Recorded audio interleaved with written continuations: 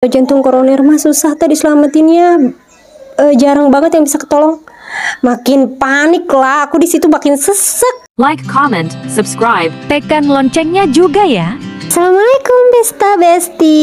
Hai pejuang GERD, aku juga pejuang GERD loh. Nah, jadi aku ini sengaja buat akun YouTube baru untuk membahas mengenai GERD, NCT, dan psikosomatis, juga 1001 sensasinya, dan menu GERD apa saja yang bisa kita makan, mana saja yang tidak bisa kita makan. Semua aku akan kupas di sini. Sebenarnya aku bukan ahli GERD, bukan, tapi aku ingin sharing saja pengalamanku selama mengalami GERD ini. Dan sampai sekarang aku pun masih berjuang untuk bersahabat dengan GERD. Dan ini tuh kali keduanya aku terkena GERD. Pertama kali aku kena GERD dan NCT-nya kuat banget itu di tahun 2015. Dan pada tahun itu GERD itu masih tabu. Jadi masih kurang info untuk apa sih GERD itu, untuk cari tahu itu masih tabu. Di Google juga masih belum banyak, apalagi di YouTube nggak ada malah. Nah, di 2015 itu aku terkena GERD. Jadi kenapa aku bisa terkena GERD? Nah, di tahun 2014 itu kan aku mengandung anak pertama. Nah, pada saat mengandung itu, jadi aku mengalami banyak beban pikiran. Yang pertama, karena aku masih serumah dengan orang tua waktu itu. Lalu yang kedua, posisi lagi hamil itu kan biasanya puyeng, pening gitu kan, ditambah masalah di rumah. Akhirnya larinya itu aku ke makanan pedas. Jadi setiap pulang sekolah rujak itu pedes banget, otek pedes banget gitu ya. Dan setiap aku udah makan yang pedes-pedes itu bawaannya seger gitu, bawaannya enak. Selanjutnya tuh aku hampir tiap hari makan mie instan. Mie instannya itu udah pakai cabai yang ada di bawaan mie-nya gitu. Udah gitu pakai saus sambal ekstra pedas. Udah gitu pakai cabai rawit cengek gitu kan. Udah gitu pakai mentega. Wah, mantap gitu rasanya teh kalau udah makan itu. Aduh, segar gitu berasanya. Nah, belum lagi aku sering banget nyemilin keripik pedas. Dan itu tuh kadang keripiknya nggak dimakan, jadi cuma bumbunya doang aku jilatin kayak gitu. Aduh, ini kerudung, maaf. Nah, setelah itu di usia kandungan 4 bulan tuh aku sempet panas dingin. Aku kira bukan dari lambung gitu, tapi dikasih sama bidan itu obat lambung. Kenapa aku berobat ke bidan? Ya karena aku sedang mengandung gitu kan. Nah, dari umur 4 bulan itu aku sering banget ngerasa sesak gitu, napas berat. Tapi aku pikir, oh mungkin efek aku mengandung, pasti gitu. Larinya itu aku pikirnya, oh mungkin karena kandungan, mungkin karena hamil kayak gitu. Nah, udah gitu di usia 7 bulan aku tuh kan makan nih di warteg. Ceritanya itu makan siang sehabis ngajar. Aku makan sama telur dadar, tumis apa gitu, dan minumnya itu teh manis satu gelas besar anget-anget. Habis, dan aku dari pagi belum makan posisinya. Taunya aku pas nyampe ke kantor itu, kok pandangan gelap ya, ini berasa banget mau pingsan. Jadi aku kalau misalkan mau pingsan tuh aku nyadar kalau aku tuh mau pingsan gitu, mau jatuh, mau lunglai. Karena udah pernah beberapa kali pingsan, jadi aku tahu apa tanda-tandanya kalau misalkan aku bakal pingsan. Jadi aku bilang dulu, duh, ini kayaknya aku mau pingsan deh. Nah, aku mau pingsan nak, gitu aku bilang. Terus ke guru-guru juga jadi kayak aduh gitu kan, langsung pada perhatian. Udah gitu langsung pada pegangin. Jadi aku nggak sempet jatuh ke bawah, ada yang megangin gitu. Aku posisi lagi duduk. Langsung dibawa ke atas kasur, ditidurin ya pokoknya dibuat berbaring. Nah, Terus aku bangun cuma sebentar gitu pingsannya. Dan udah pingsan itu aku seger, sehat, biasa aja gitu. Kan manggil bidan setempat di situ. Kata bidannya mungkin darah rendah, kayaknya darah rendah katanya teh, makanya pusing gitu kan, makanya pingsan. Oh mungkin ya gitu, aku darah rendah. Nah, dari situ juga aku masih suka sesak, tapi aku masih jalan terus itu mie instan. Padahal bidan yang menangani kandungan aku itu udah wanti-wanti, Neng ini lambungnya, Neng ini lambungnya, awas ya, makanya dijaga ya Neng ya, kayak gitu. Tapi aku nggak gubris karena emang pening. Obatnya itu aku ngerasanya ya sama mie instan gitu kan. Ceritanya lahiran itu alhamdulillah normal, lancar, tidak ada kendala gitu kan ya. 1 hari lahiran, 2 hari sampai 5 hari kemudian tuh anak aku umur 5 hari. Yang namanya perempuan habis lahiran itu kan biasanya yang jadi bumerang gitu, yang jadi hal yang ditakutkan itu adalah buang air kan ya. Nah, ceritanya aku buang air. Seudah buang air itu rasanya badan aku nggak karuan, lemesnya. Nah, oh ya, kalau misalkan lahiran itu kan biasanya dikasih obat penghilang rasa sakit, lalu antibiotik. Nah, kedua obat itu sebenarnya jelek gitu ya buat lambung, keras gitu buat lambung. Nah udah gitu pas aku udah merasa lemas, kayak salatri, kayak kelaparan banget gitu. Salatri itu kayak kelaparan banget, udah kelewat makan berapa lama gitu kan ya. Tapi ini bener-bener dimasukin salah, masih salatri aja, aku harus kayak gimana gitu. Makan waktu itu aku sama pecel, kalau nggak salah pecel lele. Tetap aja aku tidurin, bisa tidur alhamdulillah. Paginya masih kayak gitu, paginya aku minum yang banyak, masih tetap aja aku panggil tukang pijit kan ya, masih tetap aja efeknya nggak enak. Aku kelayangan gitu, badan tuh kayak nggak berasa ada badan aku, kayak terbang. Duh, aku ini gimana? Kenapa? Aku masih bingung di situ. Aku nggak tahu aku sakit apa. Aku mikirnya ya dari kandungan, dari efek melahirkan gitu kan. Aku takutnya. Terus udah gitu kan datang yang jenguk aku cuekin. Dan yang datang itu ada mantan aku nih datang ceritanya. Dia emang mantan aku tapi jadi teman gitu, teman dekat. Nah, udah gitu dia jenguk aku. Keadaan aku lagi bener-bener jadi. Di situ juga ada teman aku. Tapi si A nggak ada. A udah mulai kerja tuh waktu itu. Di situ aku nggak karuan, kayak mau pingsan tapi nggak pingsan, pandangan gelap gitu, kayak berasa mau aja gitu, nyawa aku kayak berasa mau nggak ada. Terus aku di situ udah pasrah sebentar, terus kayak kebangun lagi, nggak boleh, aku nggak boleh pasrah, kasihan anak aku gitu kan. Terus kayak makin kuat aja sensasi yang aku rasain itu. Aku panggilin orang, suruh pijitin tangan aku. Terus si mantan aku juga aku suruh pijitin kaki aku. Dan tahu nggak, aku refleks banget ya di situ, kentut berapa kali, mana bau lagi gitu. Ih ya Allah, malunya. Coba aku muka mau taruh di mana, tapi ya yang namanya lagi kayak gitu ya, lagi kalang kabut, nggak tahu mesti ngapain, nggak tahu ini apa gitu kan ya. Ya udahlah biar aja, bodo amat gitu kan.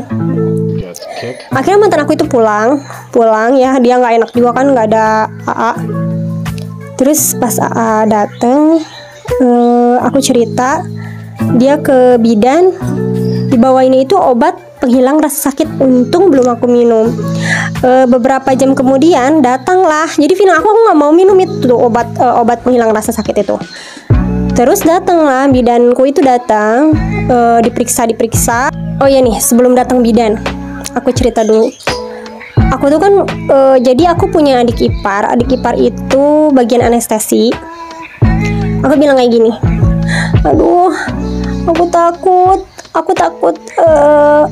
takut jantung koroner gitu, aku takut angin duduk gitu kan. Aku bilang, coba, pastilah yang punya GERD pasti mikirnya jantung gitu kan, soalnya kan berdebar gitu. Terus apa coba dia kata, ya Allah teh, yang namanya angin duduk atau jantung koroner mah susah teh diselamatinnya, jarang banget yang bisa ketolong.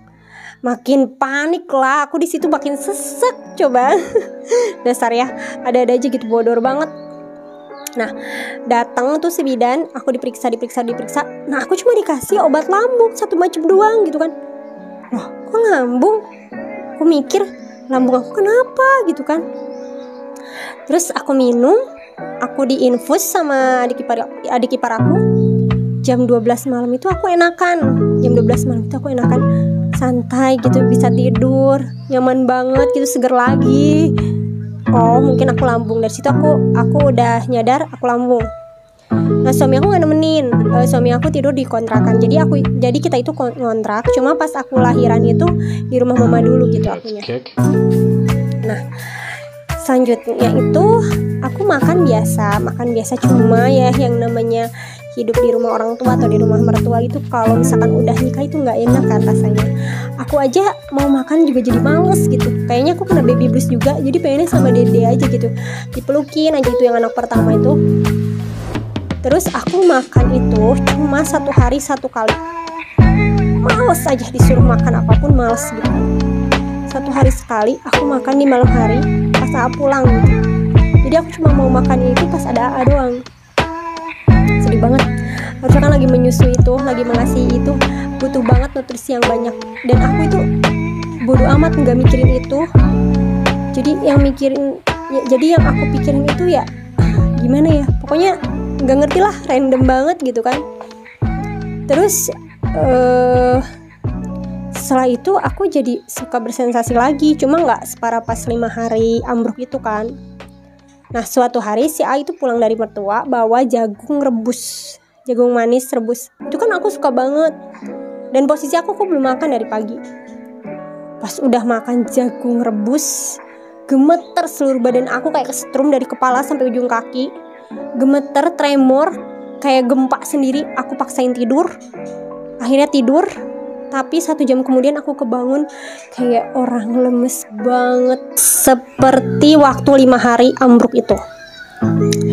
Posisi itu ada saudara om aku dari Sukabumi gitu kan. Dia mau melamar kerja gitu di situ, jadi ikut nginep gitu. Ada pas malamnya itu aku perut nggak enak gitu, kayak lemes. Terus dia kasih aku roti bekas dia di perjalanan gitu, nggak dimakan, roti selai kacang aku inget. Terus aku makan aja rotinya gitu kan. Sebenarnya lambung itu pantangan banget ya roti karena ada raginya. Aku makan, makin gak enak badan aku gitu, makin gak enak.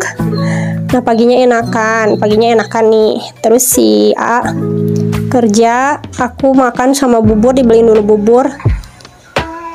Terus aku disuapin sama om aku. Dia emang penyayang banget. Aku disuapin. Terus pas aku disuapin itu, ya ampun rasanya ya, makan bubur itu kayak malah makin lemes. Kayak aduh ya ampun, nyawa aku tuh kayak mau melayang gitu banget. Kenapa makan bubur bisa kayak gitu rasanya? Allah ya Robi. Terus pokoknya aku sampai trauma banget lah sampai rasanya itu. Aku ke dokter dikasih obat lambung, katanya ya lambung gitu, nggak dibilang GERD atau apa gitu. Ya udah aku mikirnya mah biasa gitu, aku pikir lumayan enakan nih minum obat, konsumsi obat. Gak enak lagi itu karena aku telat makan terus kan. Ke dokter kedua masih kayak gitu, ke dokter ketiga kayak gitu lagi, tetap aja gitu. Nah pas di dokter ketiga itu aku udah enakan ceritanya. Terus aku kan setiap jam 7 malam itu ada yang les gitu di rumah, ada yang privat. Anak udah tidur, aku juga udah makan gitu, udah nyaman, pokoknya udah teratur gitulah hidup aku teh. Terus aku itu ngasih contoh soal, duduknya gitu bungkuk ya kan. Kalau misalkan GERD itu sebenarnya pantangan loh, bungkuk, maaf. Pas bungkuk tiba-tiba bergetar lagi, kayak gempa sendiri lagi, kayak kesetrum lagi. Kenapa kataku? Kan aku udah makan teratur, aku udah minum obat, kok masih kayak gini gitu kan. Aku masih bertanya-tanya. Nah si anak-anak aku itu udah aku suruh pulang nih karena aku jadinya nggak enak banget nih. Dari situ kayak perjuangan banget. Setiap 15 menit aku kebangun malam-malam dan rasanya nggak enak, aku makan bayam. Terus setiap 15 menit sekali aku makan bayam tuh ya sampai pagi. Dan hari kedua juga kayak gitu lagi. Nah akhirnya nenek aku tuh inisiatif buat kunyit di blender terus direbus. Jadi setiap pagi aku minum rebusan kunyit itu, tapi sarinya ditambah sama telur ayam kampung, ditambah lagi sama madu. Dibuatin itu setiap bangun tidur aku minum. Nah, hari kedua, hari ketiga, sampai hari ketujuh, hari keenam itu aku enakan. Walaupun setiap harinya itu jadi kebangunnya setiap 1 jam sekali, 1 jam setengah sekali gitu. Jadi kayak bertambah gitulah intensitas aku untuk bangun dari tidur aku karena ngerasa lemesnya itu. Nah, pas hari ketujuh, karena aku merasa enakan, pede banget tuh sama si kunyit. Aku request ke neneknya pengen pakai kunyit yang gede, apa ya namanya, temulawak gitu kalau nggak salah, diparut. Tapi aku pengen nggak usah direbus langsung gitu dari biangnya. Udah gitu tambahin ayam kampung, tambahin madu. Dan yang terjadi baru 2 teguk, lemes, muntah-muntah semua kayak keluar. Mata aku sampai merah. Dan ternyata aku ambruk lagi, drop lagi, ngenol lagi dong. Untungnya kemuntahin gitu kan, untungnya akunya muntah.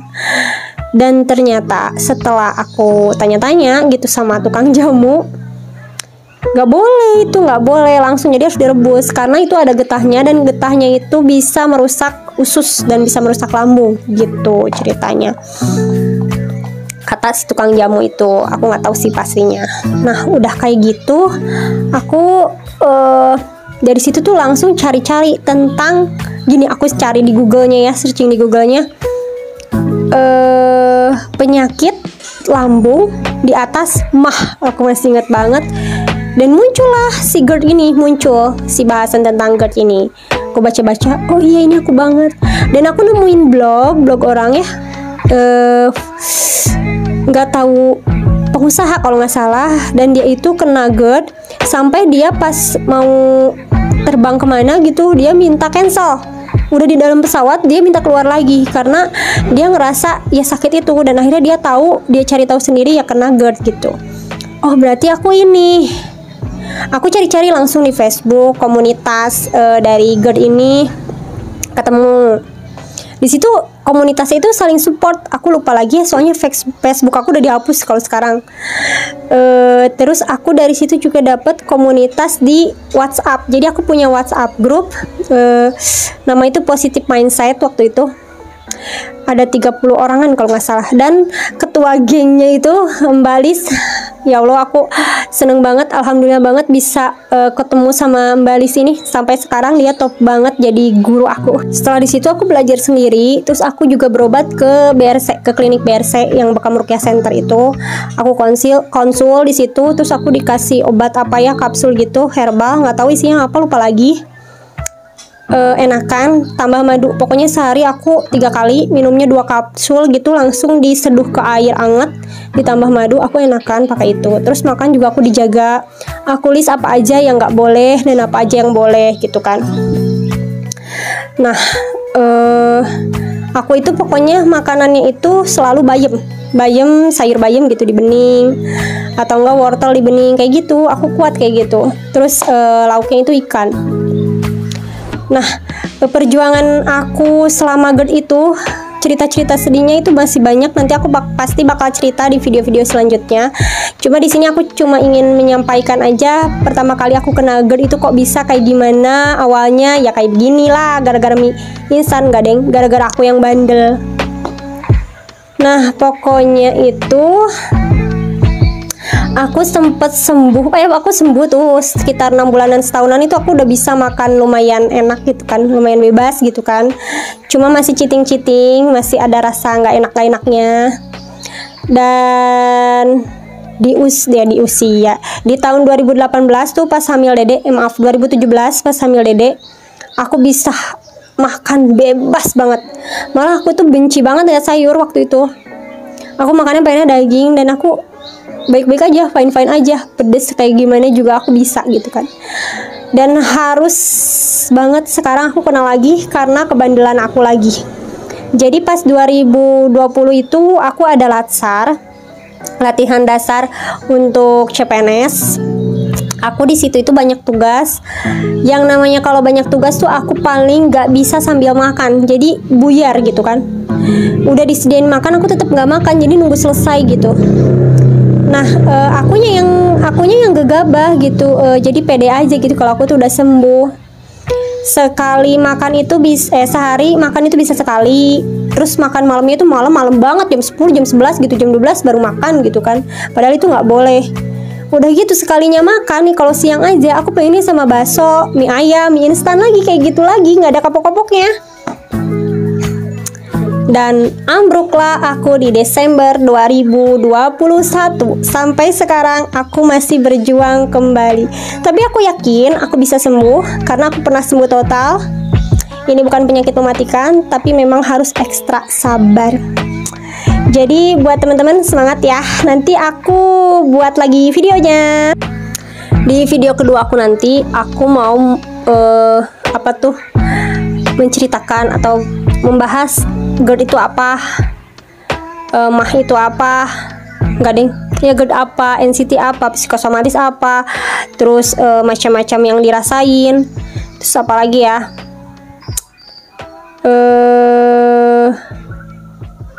terus sensasi apa aja yang dirasain ya, pokoknya banyak lah yang pengen aku ceritain di sini gitu, yang pengen aku share di sini. Pokoknya nanti kita bahas, dan jangan lupa semangatin aku juga ya, biar aku semakin semangat nih buat kontennya. Jangan lupa di like, di komen, juga di subscribe, oke?